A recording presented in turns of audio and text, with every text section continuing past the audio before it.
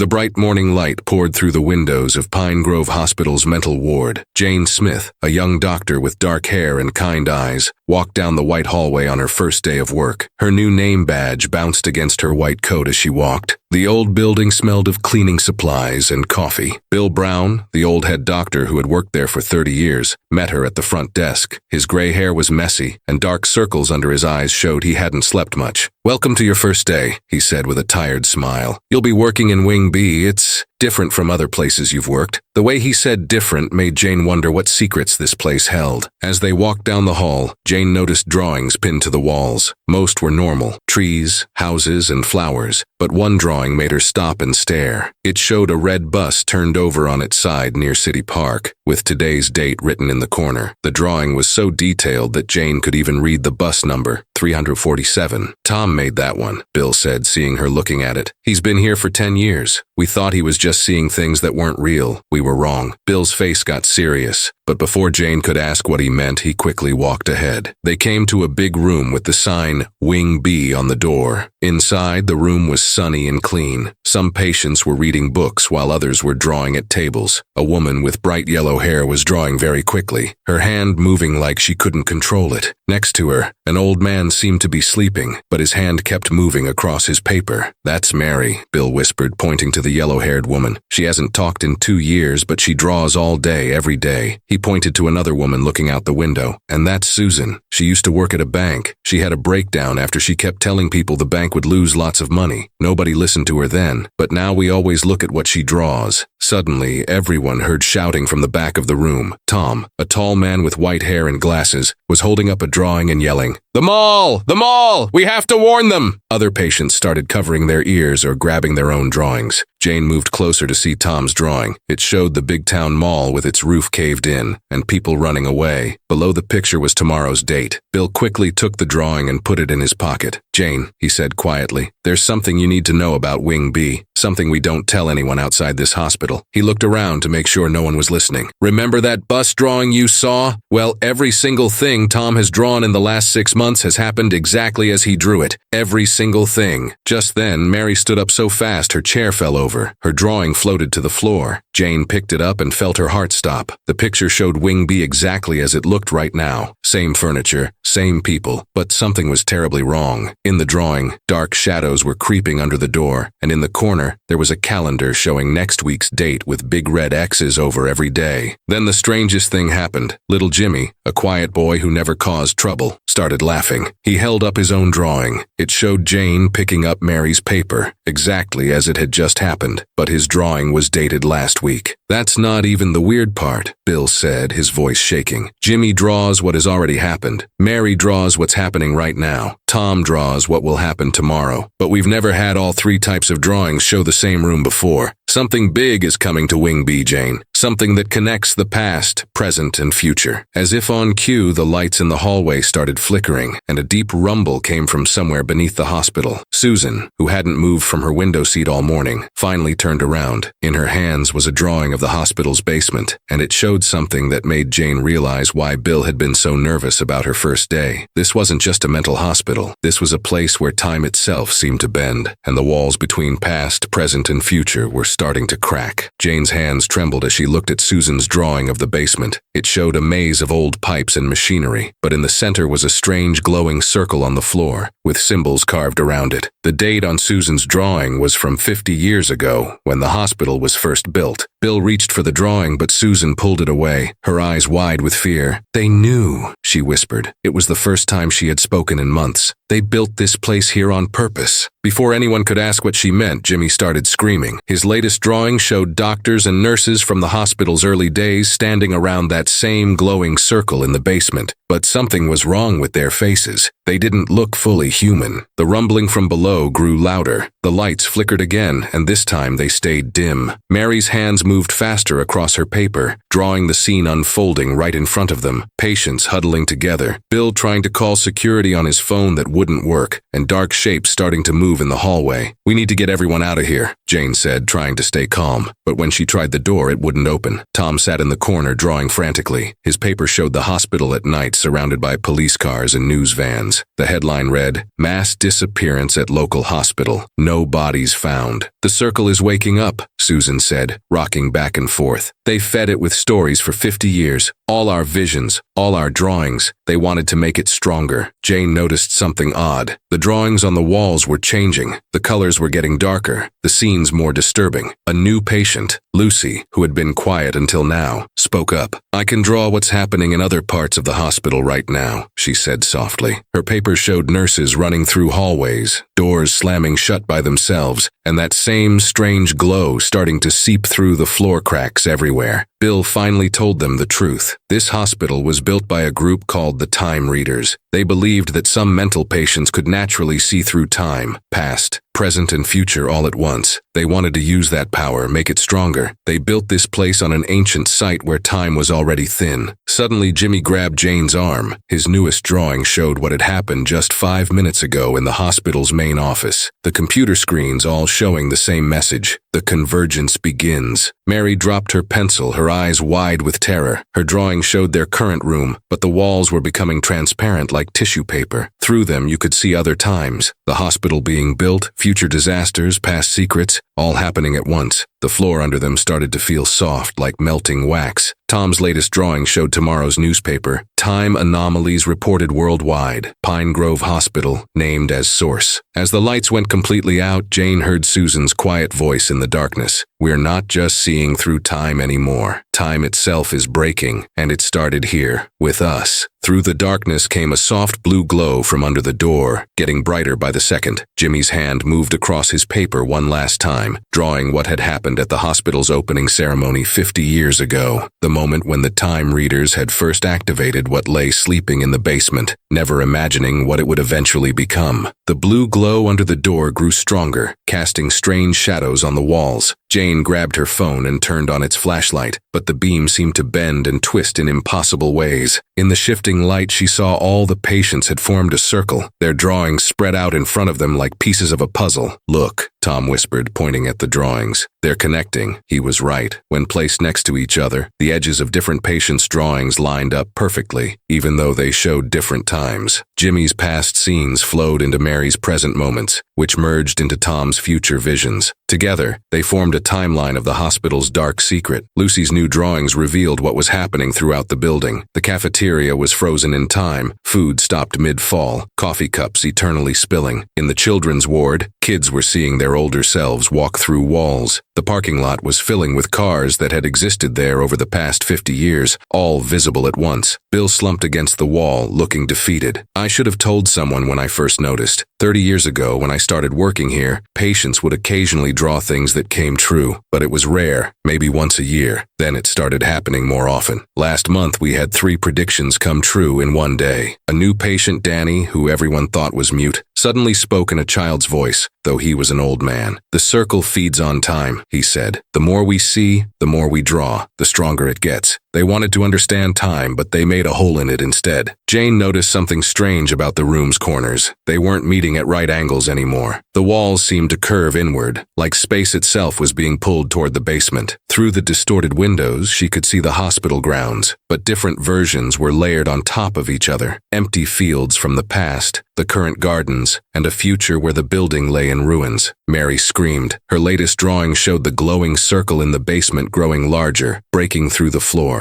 But in the corner of her paper was something new, a small door, drawn in bright red. On the next page, she drew the same door from a different angle, revealing strange markings that matched the ones Susan had drawn from 50 years ago. "The Time Readers," Susan said, her voice stronger now. "They built emergency exits, in case they lost control. 7 doors, hidden in the hospital, but they only work if opened in the right order." Jimmy's hand moved by itself. drawing the locations of all 7 doors. Lucy drew what was behind each one, different time periods, different places. Tom's drawing showed what would happen if they chose wrong, each wrong door leading to a worse future than the last. The rumbling from below turned into a loud hum that made their teeth vibrate. Through cracks in the floor, they could see the basement circle pulsing with energy. Time wasn't just breaking in the hospital anymore. It was starting to affect the whole town. Through the warped windows, they saw cars on distant streets fading in and out of existence, buildings shifting between past and future versions. "We have to find those doors," Jane said, trying to keep her voice steady. "But first, we need to understand what each drawing is telling us. Every vision, every picture, they're not just predictions anymore, they're pieces of a map." Danny spoke again, this time in an old man's voice. "Time wants to be whole again, but the circle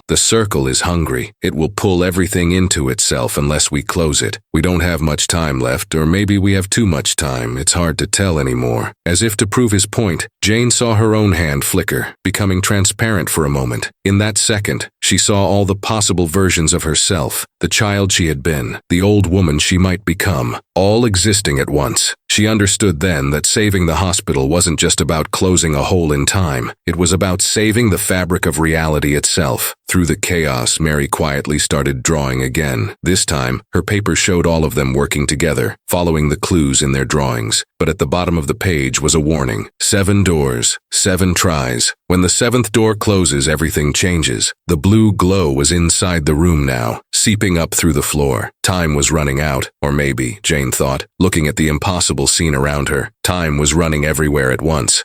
Jane quickly gathered all the drawings, laying them out on the floor in a circle. "The first door," she said, pointing to Jimmy's drawing. "It's behind the old medicine cabinet in the east hallway. The cabinet that had been there since the hospital opened, that no one had ever been able to open." As they made their way out of Wing B, the hospital had become unrecognizable. The hallways stretched and twisted like rubber bands. Through some windows they saw daylight, through others, night sky. Some showed seasons that didn't exist yet. Nurses and doctors from different decades walked through each other like ghosts. Tom stumbled, then pointed ahead. A young girl in an old-fashioned hospital gown stood at the end of the hall, but she was flickering between young and old, living and dead. "That's me," Susan whispered, "from when I was first brought here." They reached the medicine cabinet. Its metal surface rippled like water, reflecting faces from the past 50 years of hospital staff. Mary stepped forward, her hand shaking as she drew the scene unfolding in front of them. In her drawing, the cabinet door had strange symbols around its edges, the same ones from the basement circle. "The symbols," Bill said, studying Mary's drawing. "They're numbers, but not like any I've seen before. Look, they change depending on which time you're seeing them from." Danny walked up to the cabinet, moving like a much younger man. His hand touched the metal, and suddenly all the reflections stopped on one image, a group of doctors performing a strange ritual. "The key," he said in a child's voice, "is in the pattern of their movements." Lucy's quick drawings caught the pattern. The doctors had been dancing, their steps matching the symbols. Jane understood. "It's not just about finding the doors," she said. "We have to open them the way they were meant to be opened." They followed the pattern from Lucy's drawings, moving in front of the cabinet. With each step, the metal surface became more transparent until they could see through it, not to shelves of medicine, but to a long tunnel glowing with soft green light. But before they could step through, Jimmy grabbed Jane's arm. His newest drawing showed what would happen if they all went through, the tunnel collapsing, trapping them between times. "Only 3 can go," he said, drawing 3 figures walking safely through the door. Time was becoming more unstable around them. Parts of the ceiling showed stars, while sections of the floor revealed dirt from centuries past. Patients from different eras wandered the halls, some solid, some like mist. "I'll go," Jane said. "I need Tom's future sight and Mary's present awareness to find the other doors." The others agreed to stay and keep drawing, mapping the hospital's shifting reality to guide them. As Jane, Tom, and Mary stepped through the cabinet door, the metal surface solidified behind them. The tunnel stretched ahead, its walls showing scenes from the hospital's history like windows into the past. But something was wrong. The scenes were starting to mix together, bleeding into each other like wet paint. "The circle is getting stronger," Tom said, his voice echoing strangely. "It's not just breaking time anymore, it's devouring it." His hands moved quickly across his paper, drawing what lay ahead. 6 more doors, each one harder to reach than the last. Mary's drawings showed their footsteps leaving marks in the tunnel that glowed with different colors. Past steps in blue, present steps in green, future steps in red. We have to step in the right places, she said. Walk in the right time. The tunnel began to slope downward, leading them deeper under the hospital. Through the walls, they could see glimpses of the basement circle, its pulse getting stronger with each passing moment. Jane realized they weren't just looking for a way out. They were being pulled toward the very thing they were trying to stop. Behind them, they heard the first door begin to crack. They had to hurry. 6 more doors, but the path to each one would take them closer to the circle. Jane looked at Tom's drawing of what lay ahead and felt her heart sink. The next door wasn't just hidden in a different place. It was hidden in a different time. The tunnel ended at a junction splitting into 3 paths. Each path shimmered with a different color, matching the footsteps they'd been following. Mary started drawing frantically, trying to map all 3 paths at once. But in her drawings, the paths kept changing, leading to different times, different versions of the hospital. "Choose," whispered a voice that seemed to come from the walls themselves. "Past, present, or future. But remember, only one path leads to the next door. Choose wrong, and you'll be lost in time forever." Tom's hand trembled as he drew 3 possible futures. Mary captured 3 present moments, and somewhere above them, Jimmy was drawing 3 pasts. All they had to do was find the point where all 3 drawings matched, if such a point still existed in the rapidly unraveling fabric of time. Jane spread out Tom's and Mary's drawings on the tunnel floor, the papers glowing faintly in the strange light. The paths ahead kept shifting, sometimes looking decades old, sometimes brand new, sometimes showing a future of decay and ruin. "Wait," Mary said suddenly. Her hand moved across the paper quickly, drawing their current moment. "Look at the shadows." In her drawing, the shadows from all 3 paths fell in different directions, except for one brief moment when they all pointed to the middle path. Tom's future drawing confirmed it. The middle path would lead them to the second door, hidden in what used to be the hospital's old kitchen. But his drawing also showed something disturbing, dark figures following them through the tunnel, leaving footprints that seemed to burn through time itself. "The time readers," he whispered. "They're not all gone. Some of them are still here, trapped between times, and they don't want us to close the circle." They hurried down the middle path, which twisted upward like a spiral staircase. Through the walls, they saw fragments of hospital life, doctors treating patients, families visiting, countless meals being served in the kitchen. But the scenes were playing faster now, like someone flipping through pages of a book too quickly. The path ended at a solid wall. Mary drew what she saw. Beneath the surface, old kitchen equipment was visible, fading in and out like a ghost image. A large industrial oven dominated the scene, its door covered in the same strange symbols they'd seen before. "This time, the symbols are different," Jane said, studying them carefully. "They look like recipe instructions." She was right. Hidden in the time-shifting symbols was an ancient recipe, but not for food. Tom's hands shook as he drew what would happen if they followed the recipe wrong, the oven door opening to reveal an endless void, pulling them in. But if they followed it correctly, they began gathering things from the scenes flowing around them. A cup of water from 1973, salt from 1992, a spoon from 2015. Each item had to be taken from exactly the right moment in time. Mary drew each step as they performed it, making sure they matched the symbols perfectly. The wall in front of them became transparent, revealing the old kitchen oven. Its door swung open silently, showing not an oven cavity but another tunnel, this one glowing with soft red light. Suddenly they heard footsteps behind them. Through the tunnel walls, dark figures moved like shadows, their faces hidden but their hands reaching out through time. "They're getting closer," Tom said, drawing rapidly. "They know what we're trying to do." Before they could step through the oven door, Mary gasped. Her latest drawing showed what was happening back in Wing B. The other patients were in danger. The dark figures were appearing there too, emerging from the cracks in time. "Bill will protect them," Jane said, trying to sound confident. But Tom's drawing of the next few minutes showed the shadows getting closer, moving faster through the hospital's broken timeline. They stepped through the oven door, just as dark hands reached for them. The door sealed behind them with a sound like time itself, holding its breath. The new tunnel was different. Its walls showed not just scenes from the hospital, but from the whole town. The circle's influence was spreading. 5 more doors, Jane said, counting the symbols that had appeared on their clothes like glowing tattoos. Each time they opened a door, new symbols appeared, burning briefly before fading into their skin. But Tom's latest drawing made them all stop in fear. It showed the next door, but also showed why the time readers had built it. Some doors weren't just passages through space and time, they were prisons. And whatever was locked behind the third door had been waiting 50 years to get out. The The tunnel ahead grew darker, the red glow fading to a deep purple. On the walls, the scenes became more disturbing. Failed experiments, hidden rooms, patients whose ability to see through time had driven them mad. They were getting closer to the truth about why the hospital had really been built, and what the time readers had been trying to achieve. In the distance, they heard something that sounded like singing. Voices from every era of the hospital, all singing the same strange melody. Mary drew what she saw. Music notes that twisted like DNA strands, forming the key to the next door. But Tom's drawing of what lay beyond that door made Jane wonder if some doors were better left closed. Above them, through layers of time-twisted hospital floors, they felt more than heard a deep rumble. The circle in the basement was growing stronger, pulling harder at the fabric of reality. They had to hurry. But the next door, if Tom's drawing was right, would force them to face something even worse than the unraveling of time itself. The purple glow of the tunnel darkened as they approached the third door. The singing grew louder, but now they could hear words hidden in the melody. Names, dates, prophecies that had come true, and some that hadn't happened yet. "Stop," Mary whispered, her pencil moving faster than ever. "Look at the walls." The scenes playing around them had changed. Instead of showing different times, they now showed different possibilities. Things that might have happened but didn't. Choices that could have been made but weren't. Tom stumbled, overwhelmed by the flood of possible futures rushing through his mind. His drawings became chaotic, the same scene drawn dozens of ways, each one slightly different. "They're all true," he gasped. "Every future is happening at once." The third door appeared ahead of them, but it wasn't like the others. It looked like a simple wooden door, the kind you'd find in any house. But nailed to it were hundreds of drawings, the kind of drawings they'd been making, showing past, present, and future. "These are from the first patients," Jane realized, touching one of the yellowed papers, the ones the time readers used for their first experiments. The drawing under her fingers showed the hospital being built, but with the basement circle already glowing beneath the foundation. Mary drew their current moment, but her paper kept filling with different versions of the same scene. In one, they opened the door. In another, they turned back. In a third, they had never come this way at all. "Time isn't just breaking," she said. "It's exploring, trying every possibility." Then they heard something behind the wooden door, a child's laughter, but played backwards, like a tape rewinding. Tom's newest drawing showed what waited on the other side, a little girl, one of the hospital's first patients. But she wasn't just in one time anymore. She existed in every moment at once, her life playing out in an endless loop. "Sarah," Tom said, reading from a patient file that had appeared in the wall like a fossil in rock. She was the first one who could really see through time. They used her drawings to build the circle, but something went wrong. Before Jane could ask what went wrong, the door began to change. The old drawings peeled off like autumn leaves, revealing new ones appearing underneath. These showed Sarah's story, how the time readers had used her visions to understand time, how they had drawn power from her ability to see every moment at once. "We have to let her out," Jane said, reaching for the doorknob, but Tom grabbed her hand. "Wait," he said, showing his latest drawing. "Look what happens if we just open it." The paper showed the door bursting open, releasing not just Sarah but every version of her. Thousands of possibilities all trying to exist at once. Mary's hands flew across her paper, drawing their solution. "We need to sing," she said. "The same song we heard earlier, but we each need to sing it from a different time, past, present, and future all at once." They began to sing, their voices joining the eerie melody that echoed through the tunnel. As they sang, the drawings on the door started to glow. One by one they burned away, leaving only three, one from the past, one from the present, and one showing what would happen next. The door swung open silently. Inside was a small room, and in the center stood Sarah, but not as the child she had been. She was every age at once, her form shifting and changing like smoke in the wind. "You came," she said, her voice a mixture of young and old. "I've been waiting, and not waiting, and will wait. Time is funny that way." She pointed to a new tunnel that had appeared in the wall. "4 more doors, but be careful. The time readers built this place to control time. They never understood that time doesn't want to be controlled. It wants to be free." As they stepped into the new tunnel, following Sarah's shifting form, Jane looked back at the wooden door. Through its windows, she could see all the other possibilities they had avoided, hundreds of different versions of themselves, making different choices, taking different paths. Sarah spoke again, her words echoing strangely. "The circle in in the basement. They thought they created it, but it was always there, waiting, hungry, and now it's tired of waiting. The tunnel ahead glowed with a deep green light. On its walls, they saw the beginning of the hospital's story, and maybe, if they were brave enough to open the next 4 doors, they would live to see its end. Somewhere far above them, in the time-twisted halls of Pine Grove Hospital, the other patients kept drawing, their pictures showing paths through the chaos. But with each passing moment, those paths grew darker, harder to follow, as if time itself was running out of patience. The green glow of the tunnel pulsed like a heartbeat as they followed Sarah's shifting form. Sometimes she was skipping ahead like a child, other times shuffling like an old woman, each step leaving footprints that glowed with different ages of time. "The next door is the hardest," she said, her voice changing with each word. "It's where they kept the others, the ones like me." Tom's hands trembled as he drew what lay ahead, a huge round room filled with hospital beds. But the beds weren't empty. In each one lay a patient frozen in time, their bodies flickering between different ages, their mouths open in silent screams. "The failed experiments," Sarah explained. "The ones whose minds couldn't handle seeing every moment at once. The time readers didn't kill them. That would be too kind. They just paused them." Mary's drawing showed the present state of the room, the beds now rusted, the patients still caught between moments. But something else was in her picture, dark shapes moving between the beds, like doctors made of shadow. "The time readers," Jane whispered. "They're not following us anymore. They're waiting for us." They reached a set of heavy double doors, the kind used in old hospital wards. But these doors were covered in mirrors, each one showing a different time period. In one, the room was new and clean. In another, it was ancient and decaying. In a third, it didn't exist at all. "To open this door," Sarah said, "you have to make all the reflections show the same moment. But be careful. If you choose the wrong moment, you'll join them." She pointed to the frozen patients in Tom's drawing. They studied the mirrors carefully. Mary drew each reflection, trying to find a pattern. Tom's future drawings showed dozens of failed attempts, each ending with them trapped in time. But one drawing was different. It showed all the mirrors going dark, except one. "That's it," Jane said excitedly. "We don't need to make them all show the same time. We need to make them show no time at all." They began touching the mirrors one by one, using the knowledge they'd gained from the previous doors. With each correct touch, a mirror went dark, until only one remained. In it, they could see the hospital as it truly was, not just a building, but a machine designed to harvest time itself. The doors swung open with a sound like breaking glass. Inside, the frozen patients lay just as Tom had drawn them, but now they could see what the patients were looking at. Each one was caught in a vision of the future, forced to watch the same moment over and over, the moment when time itself would break. Sarah walked between the beds, touching each patient gently. Where her hand passed, the flickering stopped. The patients' faces relaxed, their bodies settling into single moments of time. "I can't free them yet," she said, "but I can give them peace until we close the circle." Suddenly, the shadow doctors moved. They rose from between the beds like smoke, their forms becoming solid. "You don't understand what you're destroying," they said in voices that echoed through time. "The circle isn't just a way to see through time. It's a way to control it, to fix everything that ever went wrong." "No," Sarah said, her form stabilizing into her adult self. "The circle doesn't fix anything. It just makes copies of time, endless versions that were never meant to exist. And now all those copies are trying to be real at once." The shadow doctors moved closer, their hands reaching out. But before they could grab them, Sarah began to sing, the same melody they'd heard before, but now they understood the words. It was a list of moments, all the important times in the hospital's history, sung in perfect order. The shadows retreated, their forms dissolving back into darkness. "3 more doors," Sarah said, "but the circle knows we're coming now. It's going to try to stop us, and it has all of time to do it." The far wall of the room began to ripple, revealing a new tunnel glowing with deep orange light. But as they started toward it, Tom gasped. His latest drawing showed what was happening above them. The hospital was starting to disappear, not just from the present, but from every time it had ever existed. They had to hurry. The circle wasn't just breaking time anymore, it was erasing it completely, trying to eliminate any moment when someone might try to close it. The race wasn't just against time now, it was against the end of time itself. The orange glow of the new tunnel was dimmer than the others, flickering like a dying light bulb. Their footsteps echoed strangely, each sound repeating across different times. Something's wrong, Mary said, her pencil moving shakily across paper. Her drawing showed the tunnel as it truly was, not just one passage, but hundreds layered on top of each other, each from a different version of the hospital. Tom stumbled, his future visions becoming blurry. I can't see clearly anymore, he said, showing them his latest drawing. The paper was full of crossed-out lines and half-finished scenes. It's like the future is being erased while I'm trying to draw it. Sarah walked ahead of them, her form now shifting more violently between ages. The circle is trying to protect itself, she explained. It's removing the paths we might use to reach it. We need to make our own path now. They came to what looked like a dead end, but Mary's drawing showed the truth. There was a door there, but it existed in a time that hadn't happened yet. How do we open a door that doesn't exist? Jane asked. We have to build it, Sarah said simply. Each of you has been marked by the previous doors. She pointed to the fading symbols on their skin. Those marks aren't just decorations. They're pieces of time itself. Understanding dawned on Jane. Tom, draw what the door could look like in the future. Mary, draw where it should be right now. I'll find the materials we need. They worked quickly. Jane gathered strange objects that flickered in and out of existence in the tunnel walls. A doorknob from next week, hinges from last year, wood that hadn't been cut yet. Tom drew possible futures where the door worked, while Mary captured the present moment when all the pieces lined up. Sarah supervised, her shifting form somehow becoming more stable as they worked. The time readers built their doors to control time, she said, but you're building this one to set it free. That's the difference. That's why it might work. As they assembled the door, strange things began to happen. The pieces they gathered started to glow, each one pulsing with its own time signature. The symbols on their skin moved, flowing down their arms and onto the door parts they touched. Look, Mary gasped, showing them her drawing. The door they were building wasn't just connecting different places, it was connecting different versions of reality. Through its growing frame, they could see glimpses of other possibilities. Worlds where the hospital was never built, worlds where the circle was never discovered. But then they heard something that made them all freeze. Children's laughter coming from above. Tom's shaking hands drew what was happening in Wing B. The other patients were there, but they weren't alone. Every child who had ever been in the hospital was appearing, drawn to the power of what was happening. We have to hurry, Sarah urged. The circle isn't just pulling at time anymore, it's pulling at people. Everyone who ever had a connection to this place is being drawn back. The door was almost complete, but something was missing. Mary's drawing showed a gap in its construction, not a physical gap, but a hole in time itself. It needs an anchor, Sarah said, something to hold it in a single moment, or it will drift away. Use this, came a voice behind them. They turned to see Bill, looking older than when they'd left him, holding a small wooden box. I followed the children's voices. This box, it contains Sarah's first drawing, the one that showed the circle before it was built. Sarah touched the box gently, her form settling briefly into her child self. Perfect, she whispered. The beginning and the end, together. They placed the box at the base of the door. The effect was immediate. All the shifting pieces snapped into place, the door becoming solid and real. Through its window, they could see their destination, a long staircase leading down to where the circle waited. But as the door swung open, Tom made one final drawing, and what it showed made them all step back in horror. The circle wasn't just a hole in time anymore. It had grown into something else. Something that was awake and hungry, and very, very angry. The staircase stretched down into darkness, each step glowing with its own timeline. As they descended, the walls around them showed the circle's history, not just in the hospital, but long before. Ancient civilizations had built on this spot, each trying to harness the power that slept beneath the earth. They all failed, Sarah said, flickering between ages faster now. The Romans, the Celts, the settlers who first came here, they all thought they could control it. The time readers were just the latest to try. Tom could barely hold his pencil now. The futures he drew kept changing, the pages filling and erasing themselves. It's like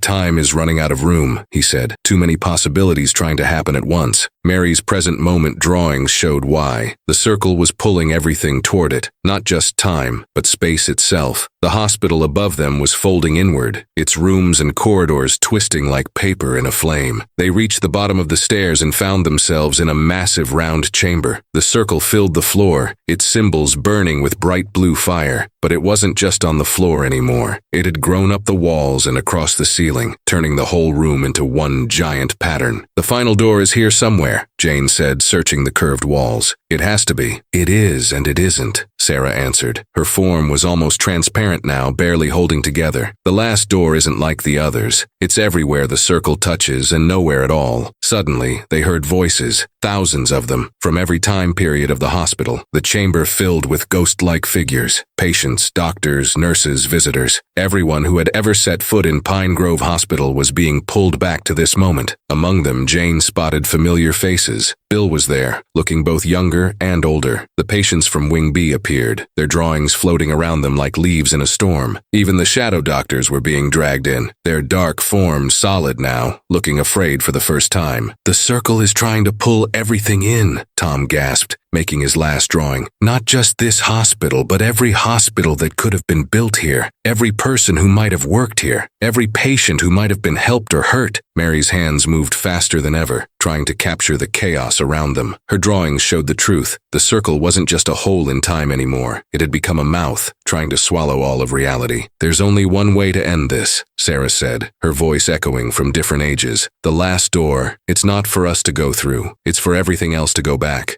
to where it should be. She reached into her pocket and pulled out a crayon, the same one she'd used 50 years ago to make her first drawing. Everyone here has the power to see through time, she said. We just see it differently. Past, present, future, they're all the same thing, just viewed from different doors. The circle's light grew brighter, its pull stronger. The ghost-like figures began to spin around the room like leaves in a whirlwind. But Sarah stood calmly in the center, holding out her crayon. Together, she said. Everyone who ever drew a picture in this hospital. Everyone who ever saw what might be or could be or should be. Draw it all. Draw it now. And as the circle pulsed beneath them, preparing to swallow everything that ever was or could be, hundreds of hands began to move at once. Every patient who had ever made a prediction, every child who had drawn their fears or hopes, they all began to draw the same thing, the moment when time would finally heal itself. But Tom's final drawing, clutched tightly in his shaking hand, showed that this healing would come at a terrible price, one that would change everything and everyone forever. The chamber filled with the sound of hundreds of pencils, pens, and crayons scratching on paper. Drawings floated in the air, past, present, and future all being captured at once. The circle's blue fire rose higher, but now it had to fight against something just as powerful, the combined visions of everyone who had ever seen through time. "Keep drawing," Sarah shouted, her voice coming from every age at once. "Draw what should be, not what the circle wants." Jane watched in awe as the floating drawings began to glow, each one adding its own light to the chamber. She saw Lucy's pictures of other hospital rooms, Jimmy's visions of the past, Tom's changing futures, all swirling together like paint in water. The shadow doctors tried to interfere, reaching for the drawings, but their hands passed right through. "You don't understand what you're destroying," they shouted. "All our work, all our research." "No," Bill said, suddenly looking exactly as he had on his first day at Pine Grove. "You never understood. These drawings weren't for research. They were warnings. Every patient who drew the future was trying to warn us about this moment." Mary's hands moved with impossible speed as she captured what was happening. The drawings weren't just floating anymore. They were forming a pattern in the air, a mirror image of the circle on the floor. But while the floor circle tried to pull time in, the floating circle was pushing it back out. Tom made one last drawing before his pencil crumbled to dust. It showed what would happen next. The two circles would meet, and in that meeting, everything would change. "Now!" Sarah cried, raising her crayon. "Everyone, complete your last drawing!" Hundreds of hands moved at once. Hundreds of pictures were finished in the same moment. The floating circle of drawings began to spin, moving faster and faster until it was a blur of light. The floor circle pulsed angrily, its pull growing stronger. Ghost-like figures were dragged toward it, but now some of them were fighting back, holding up their drawings like shields. "Time doesn't want to be broken," Sarah said, her form finally settling into her true self. Not a child or an adult or an old woman, but all of them at once. It wants to be story, our story, everyone's story. The two circles met in a flash of blinding light. Jane felt herself being pulled apart, not painfully, but like pages of a book being carefully separated. She saw every moment of her life spread out before her, not as a line, but as a web of possibilities. She saw Tom's futures untangle themselves, finding their proper paths. She saw Mary's present moments sort themselves into order. She saw Jimmy's past visions return to their rightful places. The hospital above them groaned as time restructured itself. Rooms shifted back to where they should be. Windows showed single seasons instead of all of them at once. The shadow doctors faded away, their dreams of controlling time disappearing with them. When the light faded, the chamber was quiet. The circle on the floor was gone, leaving only a simple pattern in the concrete, a reminder of what had been there, but nothing more. The ghost-like figures had vanished, returned to their own times. The hundreds of drawings floated down like snow, each one finding its way back to the moment it was meant to capture. "Is it over?" Jane asked, helping Tom and Mary to their feet. Sarah smiled, her form now gentle and stable. "This part is. The circle is closed. Time is healing, but there's something else you need to see." They climbed the stairs back to Wing B, finding the hospital returned to normal. Almost normal, because on every wall, in every room, the patient's drawings still hung. Not predictions anymore, but memories. Each one captured a moment that had helped save time itself. "The hospital will be different now," Sarah said, touching one of the drawings. "No more predictions, no more seeing through time, but something better instead." "What's that?" Jane asked. "A place where stories can heal, where pictures can help people understand their past and face their future. A place where time can flow as it should, one moment leading to the next, each one precious because it only happens once." As if to prove her point, Tom tried to draw the future, but his picture showed only what he hoped would happen, not what would actually be. Mary's drawings captured only the present moment, clear and simple. The time reader's dream of controlling time was over, but as Jane looked at the drawings on the walls, drawings that would inspire and heal future patients, she realized that something more powerful had taken its place, the ability to live fully in each moment, accepting the mystery of what came next. Outside the hospital windows, the sun was rising, or setting. For the first time in 50 years, it was doing only one of those things, and that, Jane thought, was exactly as it should be.